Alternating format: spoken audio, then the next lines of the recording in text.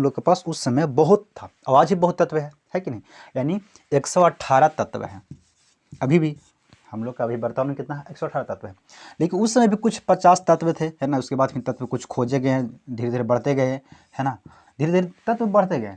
तो जब बढ़ते गए तत्व तो आदमियों के पास यानी वैज्ञानिकों के पास ये समस्या हो गई कि भाई अगर किसी स्टूडेंट को कुछ पढ़ना है, केमिस्ट्री पढ़ना है, तो उसको तत्व के बारे में जानकारी होना बहुत ज़रूरी है, तब जाके कुछ चीज़ वो बना सकता है। जैसे मान लो किसी का बनाना है, स्टील बनाना है, अब स्टील बनाने के लिए क्या कि उसमें उपयोग होता है, क्या क्या उस चीज़ लगेगा, उसमें कितना डिग्री उसमें तापमान देना चाहिए, पूरी जानकारी रहेगा तब ना कोई कुछ कर सकता है कि नहीं। तो इसके लिए वैज्ञानिकों ने एक उपाय बनाया कि भाई इसको, है ना, अनाउंसमेंट कर दिया गया कि तत्व है इतना है, इसको कोई सजाए, है ना, यानी इसको इस तरह से सिस्टमेटिक बैठाएं कि वो लोगों की फिट हो जाए और समझ में आने लगे। तब सबसे पहले आए थे लाफ्जे ने। क्या आया था? लाफ्जे। लाफ्जे साहब ने बोला कि देखो तत्व होती है, एक होती है धातु और एक होती है अधातु। इन्होंने बांटा धातु और अधातु में बांट दिया, है कि नहीं।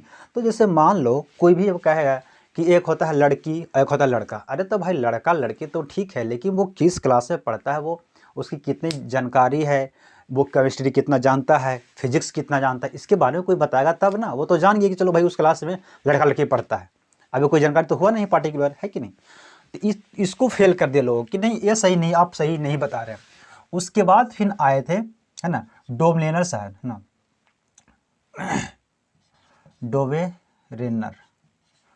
डोबेनेरस साहब आए थे। इसने दिया था त्रिक नियम, दिया था त्रिक नियम। बोला था कि देखो कोई भी अगर किसी को अगर जानकारी लेना है तो उसको बगल वाला, जैसे मान लो किसी घर के बारे में जानकारी लेना है तो उसको इस साइड वाला घर और इधर इस तरफ वाले घर, दोनों घर की जानकारी जब ले लेंगे तब पता चलेगा कि हाँ इसका घर में क्या चल रहा है। यानी कह सकते हैं कि मैंने चुगली करना, है कि नहीं, कि दोनों घर के बारे में पता लगे कि हाँ उससे जाकर पूछिए कि इस घर में क्या होता है, उस घर का जाकर पूछे कि इस घर में क्या होता है, तब जाके जानकारी मिलेगा। यानी पार्टिकुलर जगह पे पहुंचने के लिए हमको दो चीज़ को पहले करना पड़ेगा। यानी कह सकते हैं कि अगर मान ले यहाँ पे कोई लड़का, जैसे 3 लड़का बैठा हुआ है, ठीक है, अब हमको दूसरा वाला हमको जानना है कि इसका क्या वजन है, क्या करता है, क्या नहीं करता है। तो इसको जानने के लिए सबसे पहले हमको ये दोनों 1 और 3 का जानना पड़ेगा, तब हमको जाके 2 वाला के समझ में आएगा। तो बताओ दिक्कत है कि नहीं। हमको जानना है 2 वाले लड़का को जानकारी जानना है कि ये क्या करता है, क्या नहीं करता है, कितना पढ़ता है, कितना नहीं पढ़ता है। तो भाई ये तीनों से हमको क्या मतलब है, नहीं मतलब होना चाहिए था। तो इनका भी फेल हो गया, ठीक है ना। उसके बाद आए थे न्यूलैंड से साहब। न्यूलैंड साहब आए थे, इसने दिया था अष्टक नियम। अष्टक नियम दिया। अब इन्होंने बोला कि देखो कोई भी अगर किसी को जानकारी लेना है ना, तो एक से लेके आठवां जो कोई वस्तु होगा, कोई लड़का का बैठा होगा, है ना, 1 वाला के और 8 वाला के गुण दोनों को बराबर करेगा, फिर 2 वाला के और 9 वाला के गुण बराबर करेगा, फिर 3 वाले को और 10 वाले के गुण बराबर करेगा। यानी 1 से लेके यानी 8वां तत्व जो पढ़ेगा उसका गुण बराबर हो जाएगा। उसका गुण जो इसका जो एक कम करेगा वही एक कम करेगा, है ना, जो इसका जो गुण रहेगा वही इसका गुण रहेगा, दोनों का सेम ही रहेगा। तो अब बताओ भाई हमको देखना है 9 का, चलो मान के चलो कि 9 वाला 9वां तत्व को हम पता करना है कि ये क्या है। तो दूसरा तत्व को जानने की क्या जरूरत हमको है, हमको तो सिर्फ चाहिए 9वां का तत्व है। आप जैसे किसी को, जैसे मान ले जाते हैं कहीं पे घूमने के लिए, है ना, आपको जाना है दिल्ली, तो दिल्ली जाना है आपको, तो गुड़गांव के जाने की ज़रूरत क्या है, गुड़गांव के बारे में जानने की क्या ज़रूरत है। वहाँ कहाँ हम जाएंगे, हमको जाना है दिल्ली, तो भाई दिल्ली हम जाएंगे ना, गुड़गांव किस लिए जाएंगे हम, है कि नहीं। तो ये भाई फेल हो गया। इसको भी वो लोगों ने बोला कि भाई आपका भी सही नहीं है ना, आप भी सटीक नहीं बता रहे हैं। उसके बाद आए थे मेंडलीफ ने। मेंडलीफ साहब ने बोला कि देखो भाई इन्होंने दिया तो कुछ ठीक दिया था, इन्होंने दिया था किसमें कैसे दिया था, तो परमाणु द्रव्यमान पर दिया था। परमाणु द्रव्यमान देखो दिया था तो सभी द्रव्यमान पे दिया था, यहां से सब दिया था द्रव्यमान पे दिया था, लेकिन इसका नियम ही कुछ गलत बता रहा था। लेकिन इन्होंने दिया था द्रव्यमान पे कि जो सबसे भारी है ना ओकरा सबसे पहले बैठाया, अपना टेबल में बैठाया, सबसे भारी था उसको सबसे पहले बैठाया था, फिर जो हल्का है उसके बाद में, फिर हल्का है उसके बाद में, ऐसे करके नहीं सबसे जो कमज़ोर है, जो सबसे हल्का है उसको सबसे पीछे ढके लेके जाओ, तो सबसे पीछे रहो, है कि।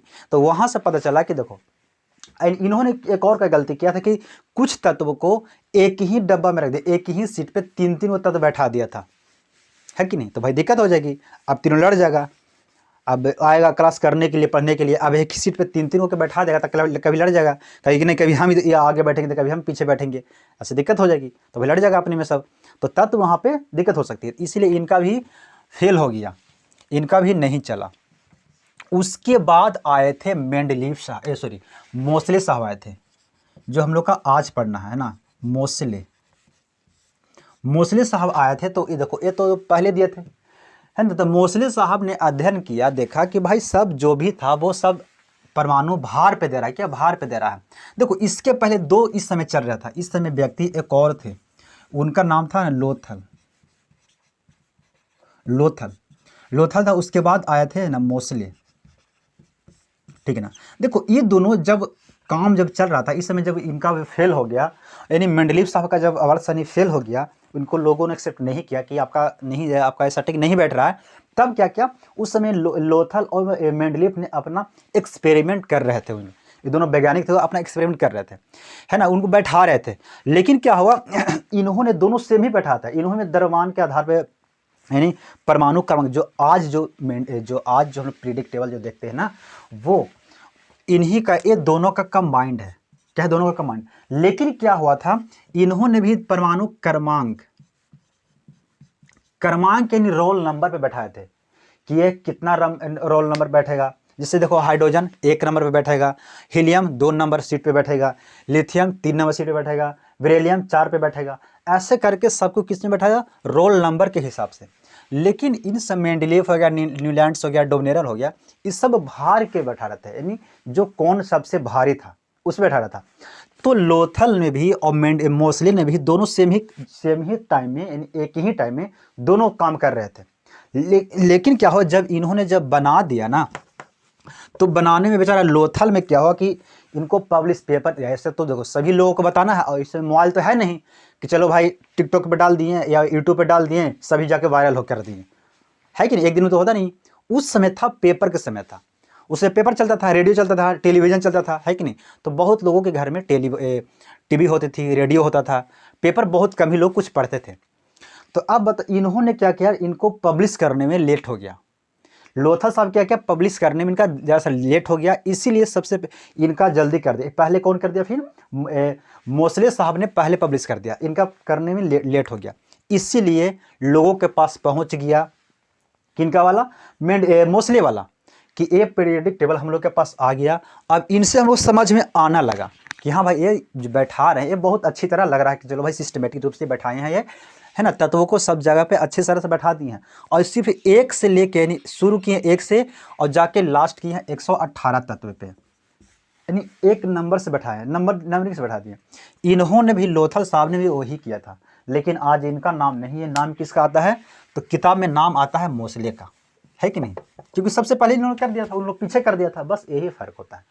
तो मोसले का आज जो हम लोग पढ़ते हैं, इन मोसले साहब का जो पीरियोडिक टेबल है उनको हम लोग बोलते हैं आधुनिक। आधुनिक मतलब क्या होता है, नया, आधुनिक, है ना, आवर्त सारणी, आवर्त सारणी। देखो आवर्त सारणी तो बना दिए थे, कौन बनाया था, मेंडलीव ने। आवर्त मतलब होता है बैक आना, पीछे जाना, बार बार पीछे आना, आवर्त सारणी होता है, ठीक है ना।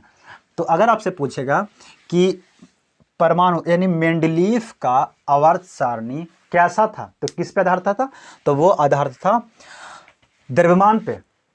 लेकिन मोसले का आवर्त सारणी जो अभी हम लोग पढ़ेंगे, नए वाला जो दिखाई देता है, मोबाइल में देखते होंगे, कहीं भी देखते होंगे, वो अभी चलता है मोसले के आधार पे, वो है परमाणु क्रमांक, यानी सीट नंबर के हिसाब से चलता है, ठीक है ना, किसका है, तो सीट नंबर के हिसाब से, ठीक है ना। तो ये चलता है मोसले का, यानी वो नया, यानी इन्हीं वाला को अप टू डेट करके वो नया बना दिया, यानी आधुनिक कर दिए, मॉडर्न कर दिए हैं। तो हम लोग पढ़ेंगे इनके वाला। अब इनके वाला यानी मोसले वाला जो है, जो क्या है पीरियोडिक टेबल है, वो ए रहा, आपको सामने है ना, ए, यानी एक से लेके फिर क्या, जब मोसले साहब ने क्या किया था, इन्होंने जब बना दिया इसका पूरा टेबल पब्लिश कर दिया। फिर उस समय 1914 प्रथम विश्व युद्ध शुरू हो गया था। विश्व युद्ध शुरू हो गया। क्या क्या मोसले साहब ने जब उसे पब्लिश कर दिया था, उसके बाद है ना, कुछ समय के बाद 1914 में प्रथम विश्व युद्ध शुरू हो गया था। उस समय क्या क्या था, मोसले साहब ने वैज्ञानिक थे, है कि नहीं भाई, उसको कर रहे थे, इसको बना रहे थे। फिर उन्होंने जब उनका देश में जब छिड़ गया अमेरिका में, है ना, तो क्या किया, ये इन्होंने भर्ती हो गए सिपाही में। जाके इन्होंने कहा कि नहीं भाई, मेरा देश का सवाल है। अभी देखो, जो फिलहाल हुआ था 2-3 साल पहले हुआ था अफगानिस्तान में, वहाँ के जो प्रधानमंत्री था ना, वही से भाग गया था, पूरा देश छोड़ के वो भाग गया, बाकी जनता यहाँ सब मरा रहा था। अभी यूक्रेन में है, तो यूक्रेन वाला क्या कर रहा है, वो उसका जो प्रधानमंत्री वहाँ का है, वो अभी जो चीफ गेस्ट है वो अभी वहाँ पे है, और खुद जाके वो सेना साथ लड़ रहा था। लेकिन इन्होंने भी क्या किया, मोसले साहब ने भी वो उस जाके सेना में भर्ती हो गए थे, और भर्ती होने के बाद तो वो कमांड संभाल रहे थे। किस तरह का वो जैसे होता है ना, किस तरह से जैसे आता है हेलीकॉप्टर वगैरह आता है, नेवी फोर्स हो गया है ना, एयर फोर्स के लिए, उसका वो कमांड कर रहे थे। तो उनको एक तुर्की का कोई था, व्यक्ति था, है ना, उन्हें गोली मार दिया था मोसले साहब के। फिर इनका मृत्यु हो गया था 1915 में। मोसले साहब का 1915 में मृत्यु हो गया था, है ना। लेकिन लोगों को आशा था कि इन्होंने भी बतलाएंगे परमाणु संरचना के बारे में, बताएंगे किसका, परमाणु संरचना,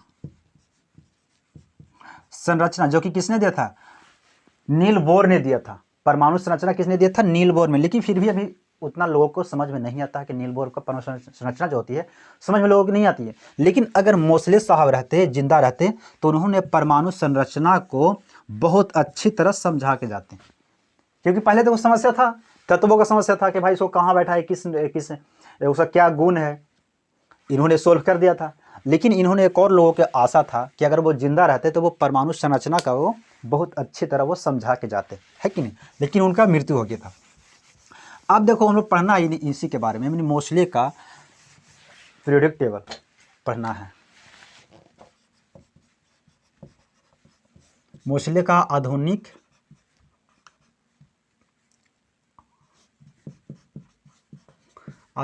आवर्त सारणी, ये पढ़ना है, ठीक है। अब देखो, यहां से देखना है हम लोग, इसमें देखो कितने तत्व हैं, 118 तत्व हैं। सबसे पहले क्या रखा था यहाँ पे, हाइड्रोजन सबसे पहले 1 नंबर सीट पे रखा था हाइड्रोजन। इनकी आवर्त सारणी में कुल है, नहीं देखो टोटल कितने वर्ग जो हो गए वो हो गए 18। कितने था वर्ग, लेकिन जब मेंडलीव का समय में वर्ग थे वो थे 9, वर्ग था 9, और आवर्त 7।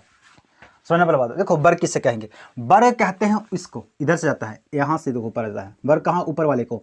1 2 3 4 5 6 कितना हो गया, 18 तक है वर्ग। जैसे आप किसी चीज का, जैसे मान लो 5 का वर्ग करना है, ऊपर लिखते हो वर्ग, कहाँ लिखते हो वर्ग, ऊपर में। 6 का वर्ग करना हो, ऊपर लिखते हो। 8 का वर्ग करना, ऊपर वर्ग लिखते हो। यानी जो ऊपर हुआ वो उसके वर्ग बोलते हैं, क्या वो वर्ग है। वर्ग आता है ऊपर से नीचे आता है ऐसे, ये सब क्या हुआ, वर्ग हो गया, है ना। ये सब क्या हो गया, वर्ग हो गया, ठीक है ना। ऊर्ध्वाधर जो है, ऊर्ध्वाधर लाइन खड़ा हो, ऊर्ध्वाधर इसको बोलते हैं, ऊर्ध्वाधर ये लाइन है, ये वर्ग हो गया। लेकिन क्षैतिज ऐसे है, ऐसे जो है इस तरह से जो लाइन किया हुआ है, इसको बोलते हैं आवर्त। तो आवर्त कितनी है, यानी मोसले साहब की आवर्त सारणी में आवर्तों की संख्या जो है वो है 7। तो मेंडलीव के समय में, वो भी उस समय कितना 7 था, मेंडलीव का आवर्त सारणी में 7 ही था, है ना। लेकिन वर्ग उन्होंने 9 था, और इनका में वर्ग कितना है, 18 का। यानी उतना कितना घपलबाजी वो किए थे,